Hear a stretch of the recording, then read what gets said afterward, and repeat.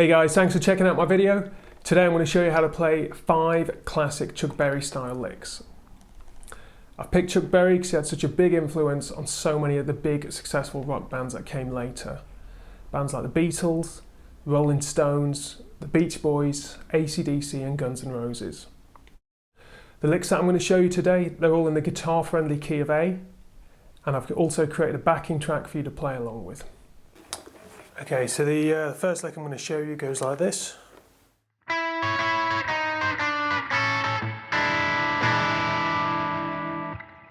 There it is again.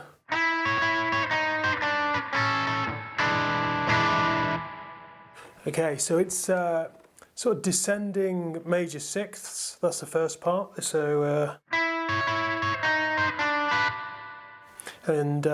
you really want to make sure you're muting the strings there. So you mute the strings with your first finger. So we're only playing the E and the G strings.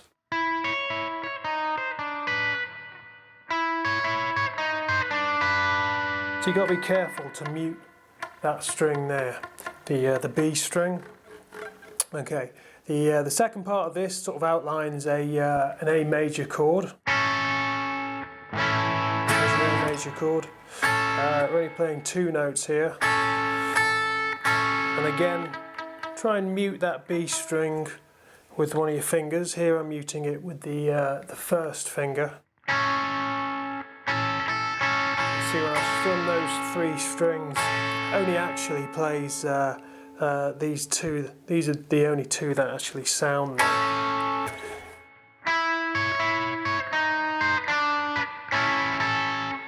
And then the next bit is.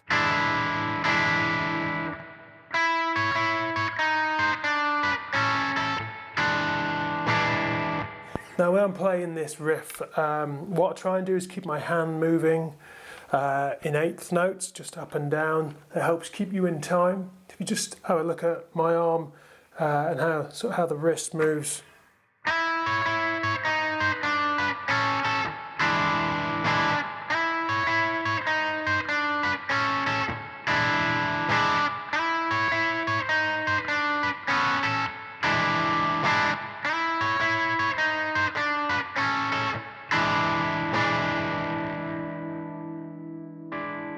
Keeps moving all the time. Okay, that's the first lick. Well done.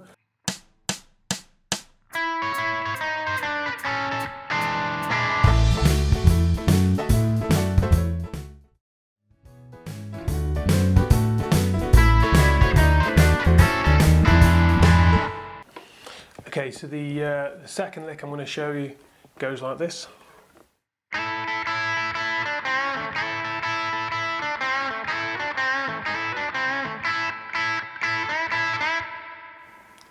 And here it is again.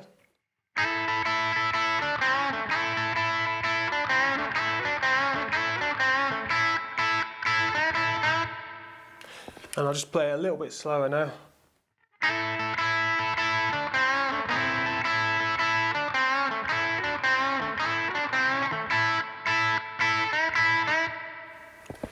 Okay, so I guess the lick itself is very similar to a part that's played in the Chuck Berry song Johnny B. Goode.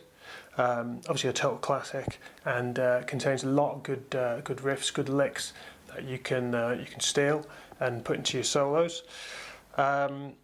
What's important here to note is at the very start of the lick, we're sliding from the 4th fret to the 5th fret, and that is on both the B and the E strings there. And the way you want to do that is use the fleshy part of your first finger. So just flatten that and press both those strings down, and literally just before the beat, you want to slide from the 4th fret to the 5th fret. And if possible, do try and use the top of the finger there to mute the G string, and that'll cut out any unwanted noise should you hit the G string by accident. Okay, so the beginning of that bit, the riff there goes like this.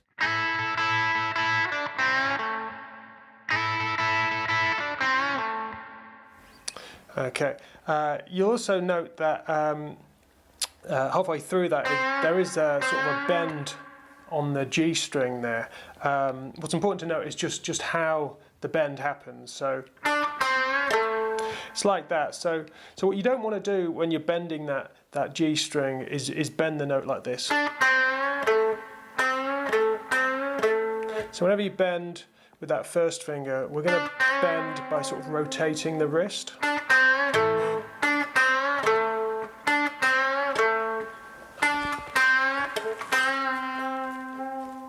So that's the action that you're looking for, really. So just pay attention to that. Okay, so I'll play the lick once more now.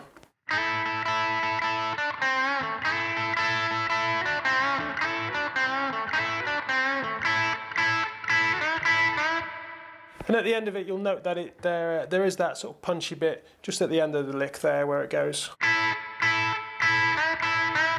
So just be careful to sort of mute the strings after a certain amount of time, and you can do that by lifting your finger off slightly. So rather than it sounding like this, we're doing more of a punchy sort of. So just do practice the difference between this and this. Okay? So there, my finger stays on throughout, and when I'm making it more punchy, I'm just lifting the finger up off the string slightly to sort of dampen them. Okay? And here's the lick again, just to the backing track.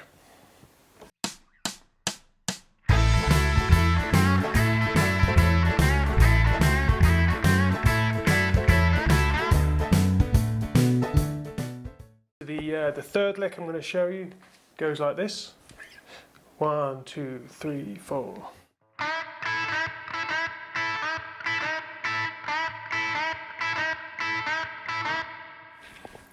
Okay, and here it is again. 1, 2, 3, 4.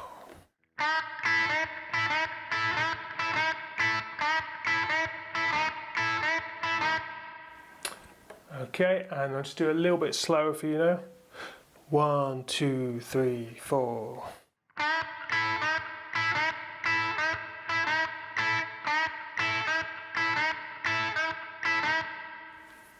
Okay, so what's happening there? Well, it's kind of doing that Chuck Berry thing that Chuck Berry did in so many of his songs, the old. Yeah, no, I mean, Chuck Berry was the guy who pretty much sort of made this his own, started so many of his songs with that kind of thing. Yeah, whenever anyone kind of hears that, you know, you instantly kind of think Chuck Berry.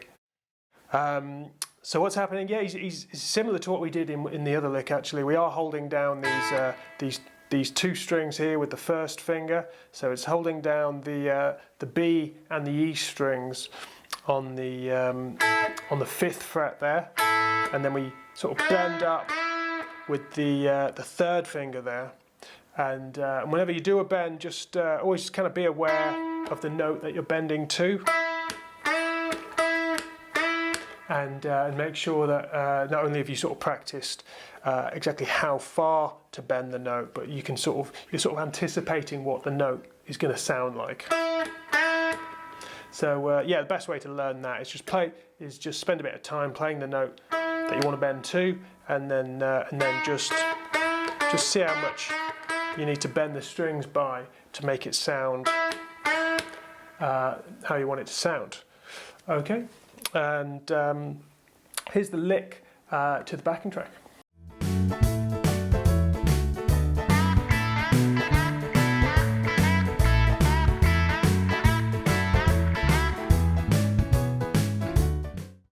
Okay, so straight on to lick number 4, which goes like this.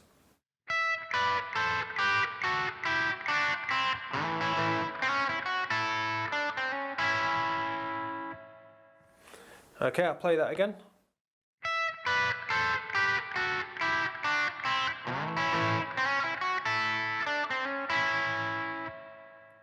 Okay, so that lick is typically the kind of thing that Chuck Berry plays in the song Carol over the blues turnaround. So the turnaround is the sort of the last 4 bars of the blues 12-bar progression. You might sort of recognise it from when the chords move in this particular fashion.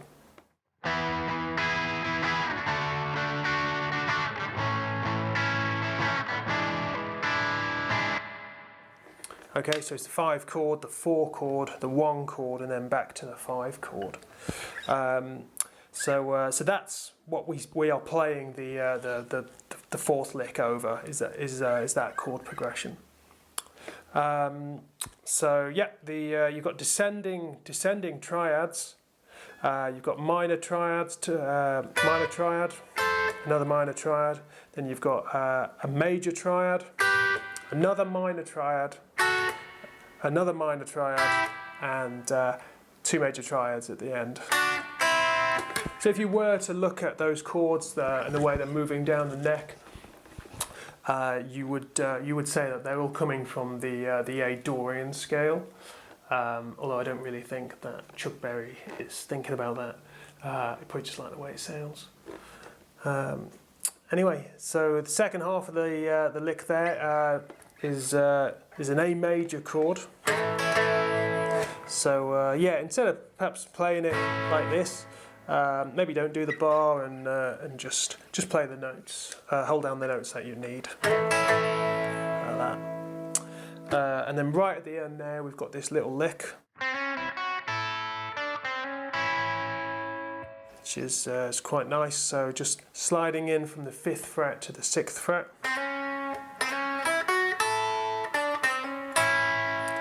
And then we end on a just holding down part of that A chord again, actually.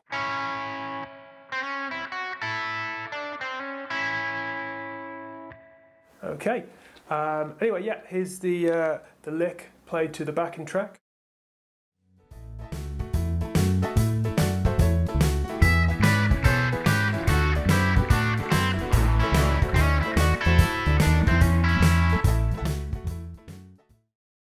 The 5th and final lick goes like this.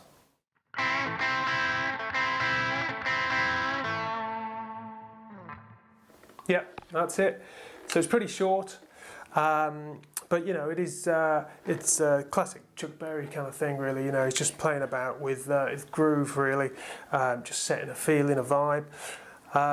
It's the kind of thing you can play pretty much anywhere over a blues progression. Bands like the Rolling Stones have been seeing just little ideas like this, putting them in their songs for years. What's happening there? It's pretty simple. It's just it's holding down 2 notes again on the G and the B strings on the 5th fret, and then you just give them a bit of a bend down there. Just pull those notes slightly sharp. And if you want, just add a bit of vibrato right on the end there. That's optional though. Yeah, so that is the lick. You know, pretty much going to fit over anywhere in the blues progression. So yeah, have a mess around with that, and here it is to the backing track.